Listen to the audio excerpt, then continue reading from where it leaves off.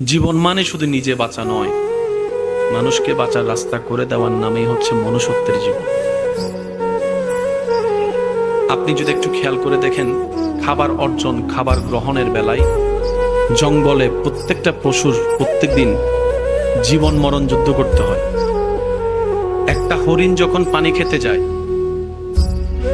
পানিতে কুমির তাকিয়ে আছে তাকে খাওয়ার জন্য, সে কুমির থেকে বাঁচতে গিয়ে পাড়ের মধ্যে বাঘ দাঁড়িয়ে আছে।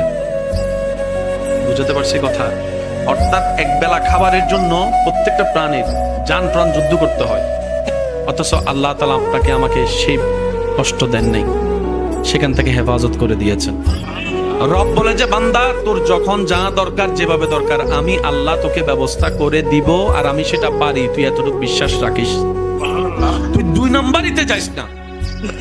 তুই দুই নম্বরিতে যাওয়া মানে আমি রব দিতে পারি না, তুই এটা মনে করছিস। বান্দারে, তুই সবসময় মনে রাখবি, আমার একজন মালিক আছে, আমার একজন রব আছে, আমার একজন ওকিল আছে, আমার একজন অভিভাবক আছে, আমার একজন রাজ্জাক আছে, আমার একজন রহমান আছে, আমার একজন গফফার আছে, আমার একজন খালিক আছে, আমার একজন এমন মালিক আছে যিনি দিনকে রাত বললে সেকেন্ডের আগে রাত হয়ে যায়। বান্দা, এই বিশ্বাসটা আমার উপর রাখিস, নবীর প্রেম দিয়ে অন্তর ভরপুর রাখিস, নেক আমলের চেষ্টার সাথে থাকিস। রব বলে যে এইভাবে যদি তুই চলতে পারিস, তোর দুনিয়াও কল্যাণের আমি আল্লাহ বানিয়ে দিব, হাসরটা সুন্দর আমি আল্লাহ সাজিয়ে দিব। সুবহান।